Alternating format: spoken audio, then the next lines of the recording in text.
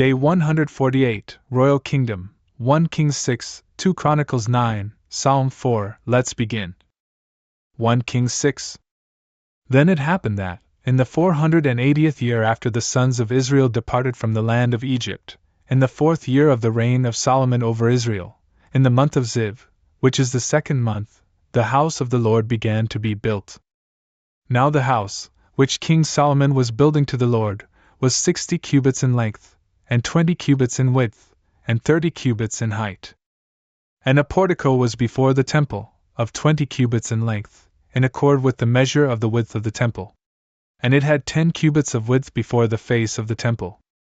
And he made oblique windows in the temple. And upon the wall of the temple, he built panels on all sides, in the walls of the house around the temple, and the oracle. And he made side chambers all around. The flooring on the bottom level held 5 cubits in width, and the middle floor was 6 cubits in width, and the third floor held 7 cubits in width. Then he positioned beams on the house all around the outside, in such a way that they would not be fastened to the walls of the temple. Now the house, while it was being built, was made from cut and finished stones. And so, neither mallet, nor chisel, nor any tool of iron was heard in the house while it was being built.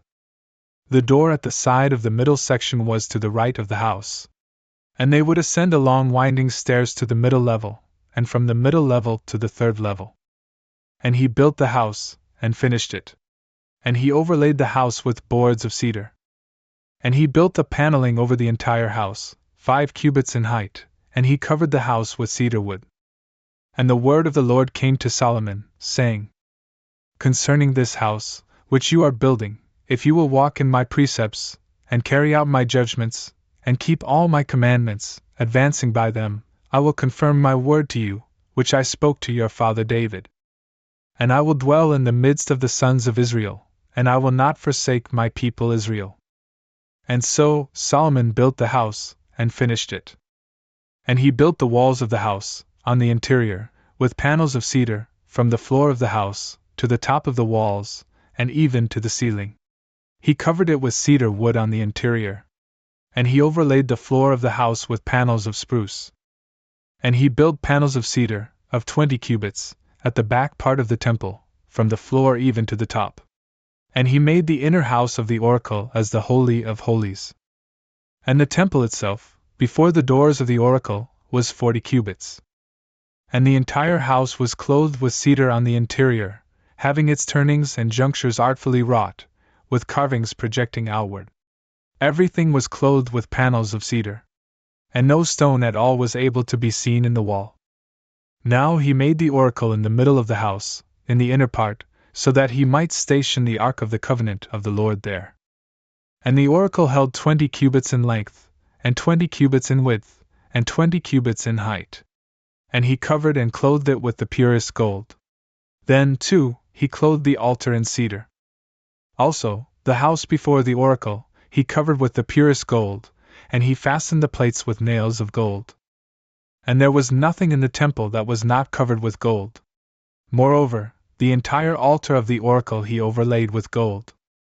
And he made in the oracle 2 cherubim from wood of the olive tree, of 10 cubits in height.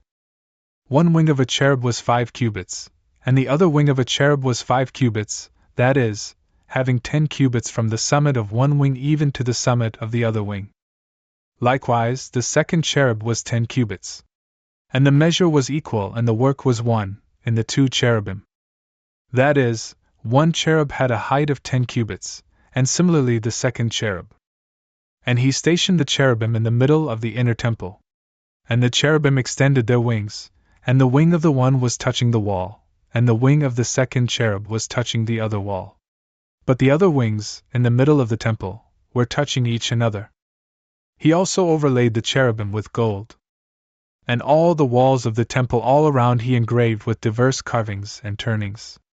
And he made in them cherubim, and palm trees, and various images, as if these were projecting out, and going forth from, the wall. Then, too, the floor of the house he overlaid with gold within and without. And at the entrance of the oracle, he made little doors, from wood of the olive tree, with posts of 5 corners. And there were 2 doors, from wood of the olive tree. and he carved upon them pictures of cherubim, and images of palm trees, and very prominent figures. And he overlaid these with gold. And he covered the cherubim, as well as the palm trees and the other things, with gold. And he made, at the entrance of the temple, posts from wood of the olive tree, with 4 corners. And 2 doors from wood of the spruce tree on the other side. And each door was double, and so it opened by folding upon itself. And he carved cherubim, and palm trees, and very prominent engravings. And he covered everything with gold plates, worked to be perfectly square. And he built the inner atrium with 3 rows of polished stones, and 1 row of cedar wood. In the 4th year, the house of the Lord was founded, in the month of Ziv.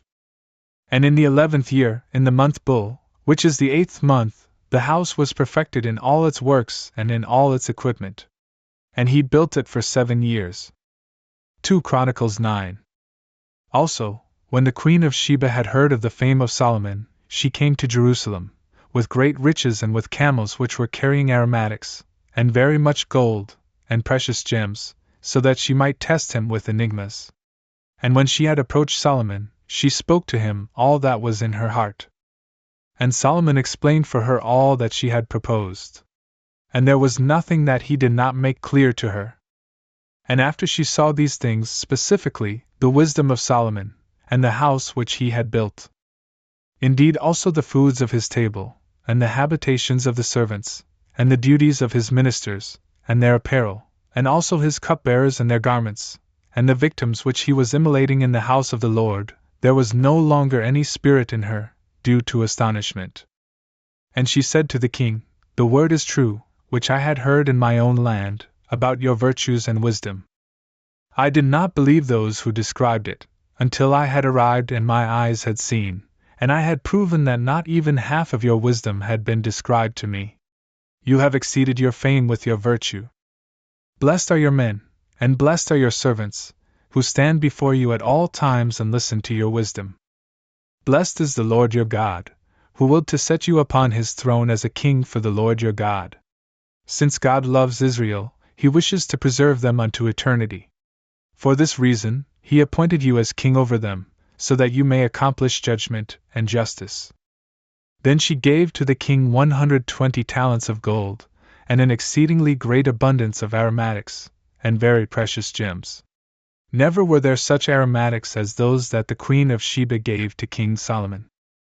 Then too, the servants of Hiram, with the servants of Solomon, brought gold from Ophir, and wood from thyine trees, and very precious gems.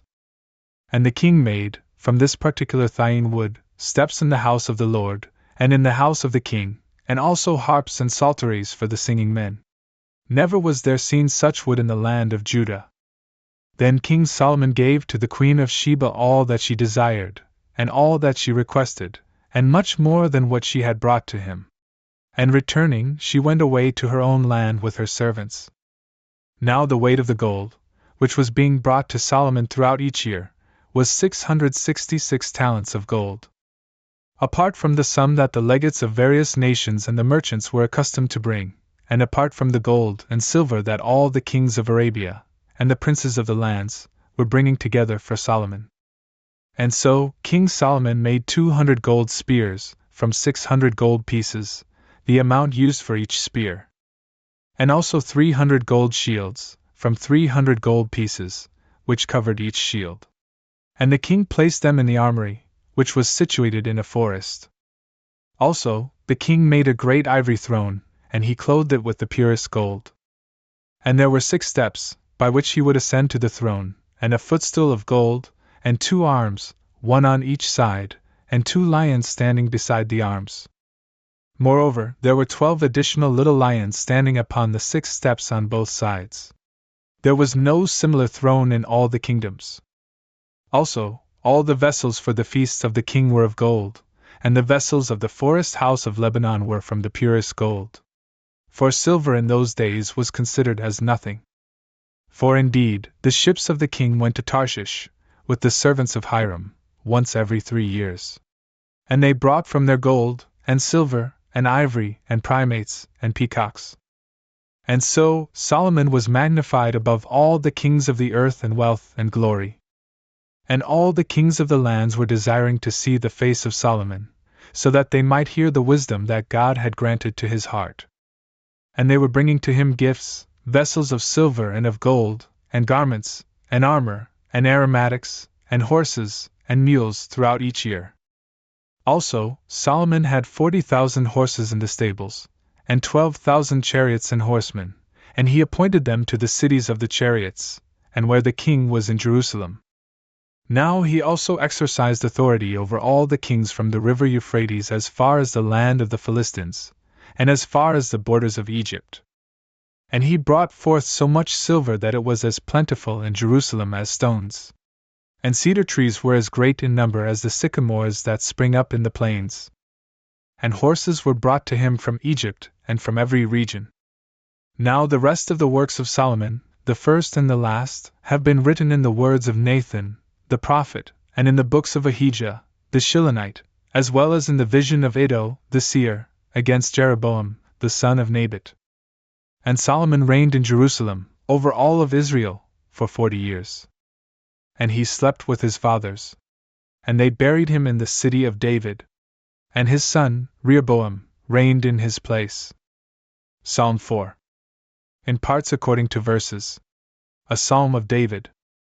When I called upon him, the God of my justice heeded me.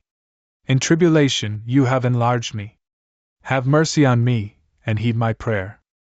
Sons of men, how long will you be dull in heart, so that whatever you love is in vain, and whatever you seek is false? And know this, the Lord has made wondrous his Holy One. The Lord will heed me when I cry out to him. Be angry, and do not be willing to sin. The things that you say in your hearts, be sorry for them on your beds. Offer the sacrifice of justice, and hope in the Lord. Many say, who reveals to us what is good? The light of your countenance, Lord, has been sealed upon us. You have given joy to my heart. By the fruit of their grain, wine, and oil, they have been multiplied. In peace itself, I will sleep and I will rest. For you, O Lord, have established me singularly in hope.